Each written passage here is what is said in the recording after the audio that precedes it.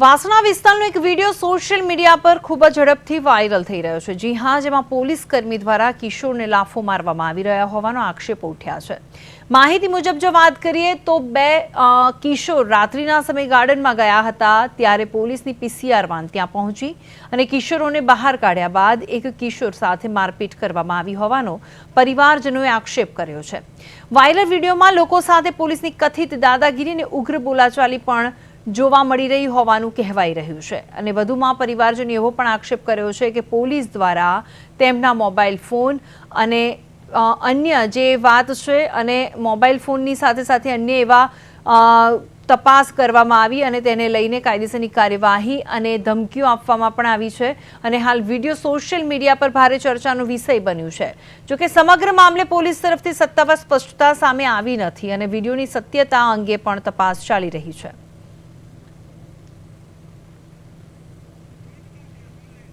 Phone line पर उपस्थित है हमारा संवाददाता स्मित उपाध्याय। स्मित, जણાવશો समग्र विगत શું પ્રાપ્ત થઈ રહી છે આ અંગે?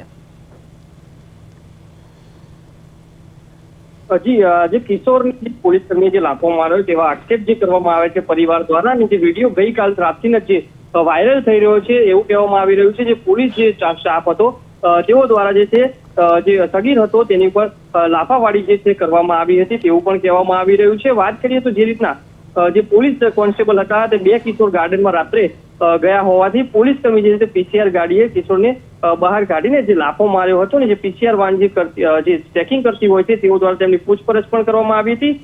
જે પરિવાર જે છે તેમના દ્વારા તો કહેવામાં આવ્યું હતું કે 18+ નથી એટલા માટે જો પૂછપરછ કરવામાં આવી છે, પરંતુ જે લાફો મારવામાં આવ્યો હતો તેને લઈને જે પરિવાર દ્વારા જે મહિલાએ જે વિડીયો ઉતાર્યો હતો તો મહિલા સાથે પણ જે છે તે કોન્સ્ટેબલો જે છે માથાકૂટ કરી હતી ને ફોન પણ છૂટાવવાની પ્રયત્ન કર્યા હતા અને જે મહિલા હતી તેમને પણ લાફા મારવાના જે છે પ્રયત્નો કરવામાં આવ્યા હતા। જી બિલકુલ। હવે સ્મિત, વાત અહીંયા એ પણ છે કે પોલીસ જે રીતે આપણે વિડીયો જોઈએ તો પોલીસની દાદાગીરી સામે આવી છે, તો આ અંગે જ્યારે સવાલ પૂછવામાં આવ્યો પોલીસને તો પોલીસે શું જવાબ આપ્યો છે?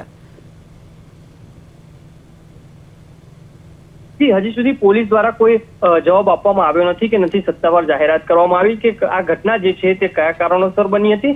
જે એક કોન્સ્ટેબલનું નામ જે છે તે પીએન આહિર જે સાહેબ છે તેવું કહેવામાં આવી રહ્યું છે। જે કોન્સ્ટેબલ છે તેમનું નામ પીએન આહિર છે, પરંતુ જે ગાળાગાળી પણ ત્યાં કરવામાં આવી હતી, શબ્દો પણ ત્યાં કહેવામાં આવ્યા હતા। જે કિશોરના પરિવારજનો હતો તેમને સભ્યોનો ફોન લઈને જે પોલીસ જે કાયદેસરની જે કાર્યવાહીની ધમકી પણ આપવામાં આવી છે તેવું પણ કહેવામાં આવ્યું છે। ગઈકાલ રાત્રે જે વિડીયો જે વાયરલ થઈ રહ્યો છે વાસણા વિસ્તારમાં જે રીતના આવી રીતના બીજી ઘટના છે કે અગાઉ પણ આવી રીતના જે એક બનાવ બન્યો હતો ને તેમાં પણ ફોન ઝૂંટાવવાનો પ્રયત્ન કરવામાં આવ્યો હતો।